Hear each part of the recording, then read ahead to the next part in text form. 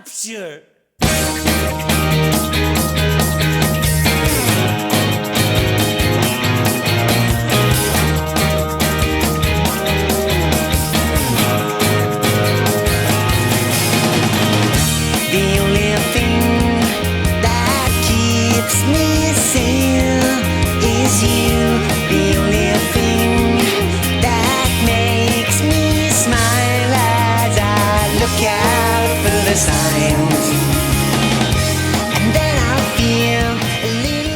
Well folks, we're in the engine bay.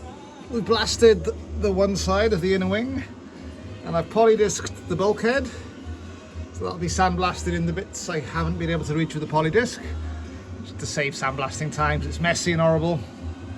Polydisking is a lot easier, louder but easier. It's all polydisced, so we'll go over that once more just for the bits I've missed. And I found a hole just like we had on that side. Still need to grind that back, so I'm going to cut out that chunk of metal and I'm going to plate that now before we carry on. And then this afternoon we've got the other side of the inner wing to do. That's all anti-rust treatment up there that's been on it for a few years. And inside of the headlamp area, let's turn around, hang on a second. Oh yeah, the chassis rails as well. Haven't done the wheel, inner wheel area there yet. Even the underseal is still on. That needs doing as well. Actually, think about it, this is a really big area if you opened it out on a flat plan. So that's all anti-rusted. I'll probably sandblast that and epoxy it. The anti-rust has done its job. That was when it was outside even. It's kept it nice and safe. Then the new parts are all in. We've got the valance and the new cross member, that's all fine, already done. That's red oxided the upper slam panel, upper valance. Not sure there, it's in a good condition, so I might just leave that as it is. We'll put some more primer over it. Battery tray's looking good, I've already done that. Inside there we'll get some more rust proofing. There's plenty in there, but we'll get some more in.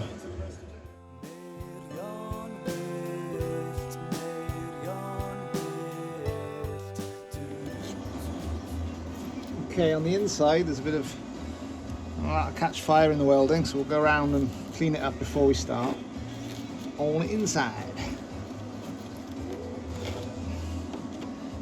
But yeah, it looks like it's good back to thick enough stuff. There's a little hole there, so that's tackable. I'm not going to cut that out. Great.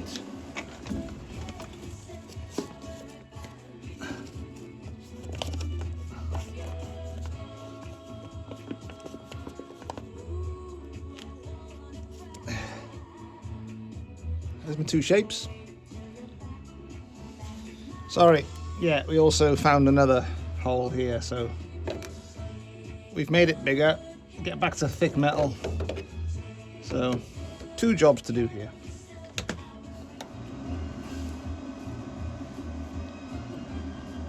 There we go. It's on the curb though, isn't it? It's alright. They'll get away with that. Good as it's going to get.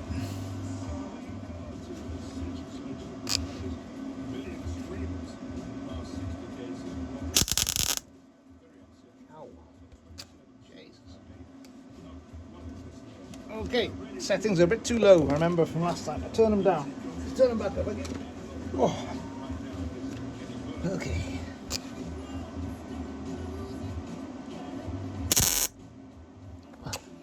Better.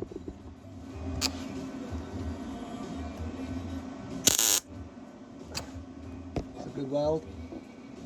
So now we need to tap the panel through from the other side to bend it to conform to the shape of the body.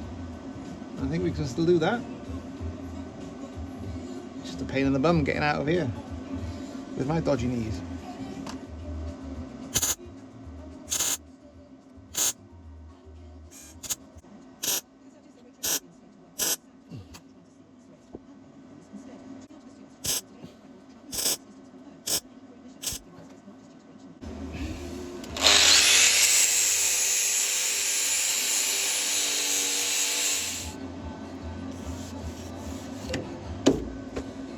will do.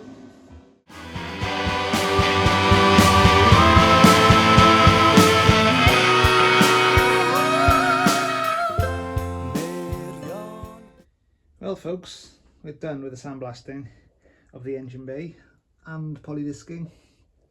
I decided to do the front as well. I was going to do just the inside, the internal area, but the last minute I didn't want to get a mess in here again. I've just tidied up, as you can imagine, blasting in a shed, even with the tent over the engine bay that you saw, dust still gets out, so I've had to do a deep clean.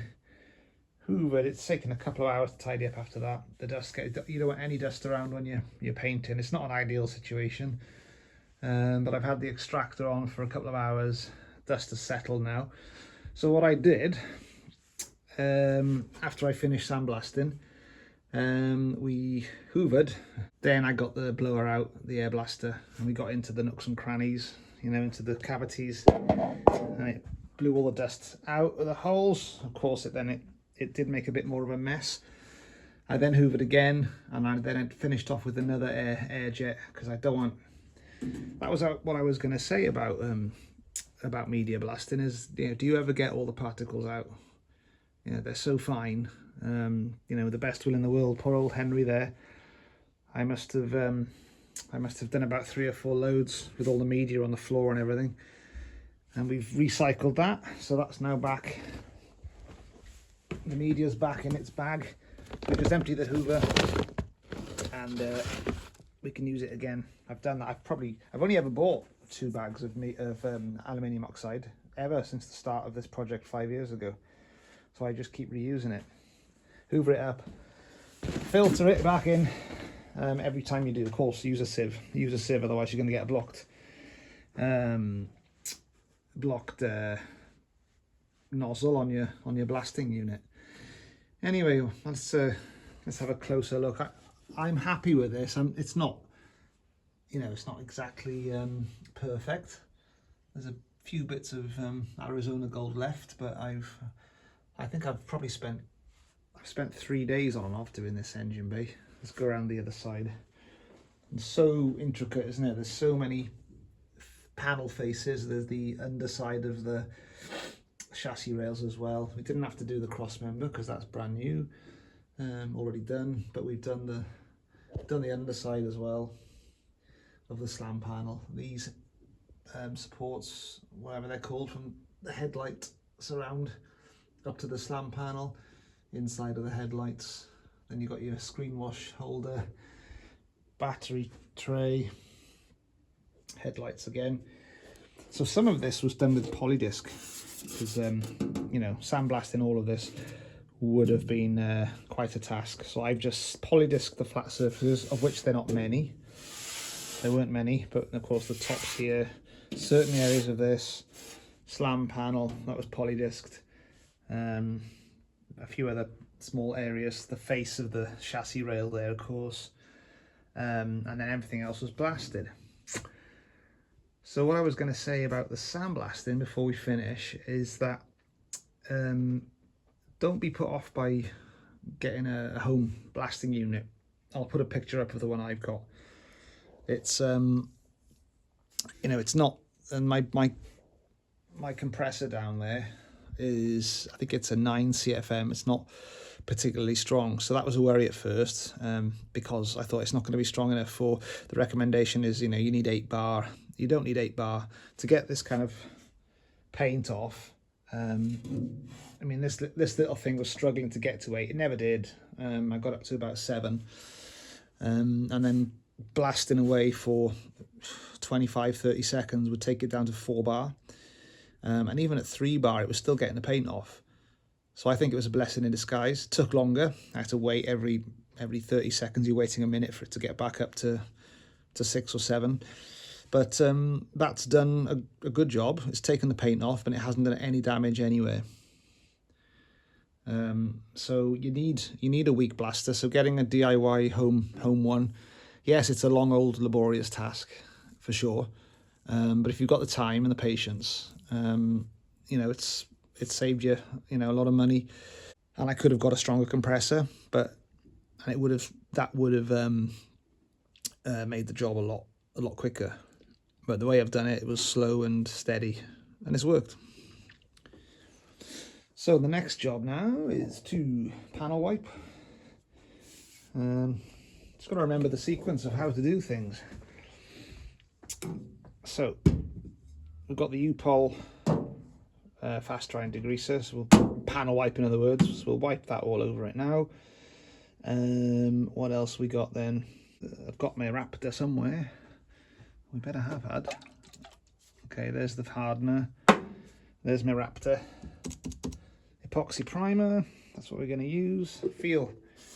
I can feel sand on there now. Okay, so maybe we'll give it another quick blast on the air gun before we wipe. Can't feel any on here. I can't feel, there's a bit there. It's fine. It's fine in general, but I can feel a few bits on my hand. So, like I said before, you know, can you ever get it all off? It's a nightmare. The media is everywhere. Right, let's give it. Found a couple of holes. That's probably why it was leaking before and we had wet feet. Water running down there in this channel, dripping through. Well, folks, all done. We've got 2 coats out of that, just about. Lesson learned. If you're going to do a job like this, check that you've got enough 2K hardener for your epoxy primer first. I just about had enough for the amount needed for the engine bay. Didn't think I'd have enough, but there was. I squeezed enough out to get 2 coats on, and it says to use between 2 and 3 coats. So yeah, we got there. I used a little bit of thinners. I checked first. Apparently you can use thinners in on the Raptor primer, because the spray gun was having a bit, it's quite thick stuff, so the spray gun was having a bit of trouble with it. I had up to 60 psi. But it worked out well. The coverage was good. Didn't have any problems there in the end. The only thing I would say is that we had a bit at the very start when it was struggling. We had a bit of splatter just in this area, so that needs sanding back. It's fine everywhere else. And then in the areas where, sorry, yeah, I forgot to mention, on the first coat, when I was up in there, despite extensively hoovering and air blasting many times, there must have been a stash of aluminium oxide up there, and it all fell down and congregated here and mixed in with the epoxy primer. And I got the hoover out. I managed to get bits of it up, but the damage was done. So we've put about 3 or 4 coats here to cover it. And what it's done is it's given it a spiky, it's quite rough here under the heater box area. So what I'm going to do is, yeah, we're going to, I think, sand it back anyway, isn't it, before the base coat. But this area particularly, I don't know whether to put high build primer on. You know, there's bits missing where I've been welding, especially in these areas. So that's going to need more than high build. That'll need some body filler there. So that's the next step now, is to go around applying body filler in the places that need it. Again, it's all covered up, isn't it? Yeah, but I just like things to be right. So a bit of a smoother finish, not going to be perfect, but slight body filler in those areas. The rail there is fine. This rail is a repair, so again here, down here, there's been quite a few repairs in this area and at the top over there. But out of 10, for me, I'd give that a 9. Good coverage, and it's just whether to put a high build primer on now after the body filler, or just go straight to the base coat. Answers on a postcard, because I'm not very experienced with spraying, and we're not going to be doing the base coat anytime soon. But epoxy is good enough. It'll hold the it'll protect the metal very well in the interim period. Thanks for watching, guys. Next job will be the same for the boot area. So we've done the engine bay, which I think is the most complex part of the car, possibly with the exception of the floor, which we did last year. Boot area next, and then we'll start on the interior, getting it ready, get it all epoxy primed, ready for its ready for its respray. And we've still got some panel work to do. Still got to sort this arch out and put the the outer sill on properly on the other side. So yeah, let's get back on the job as we enter into the spring of 2026.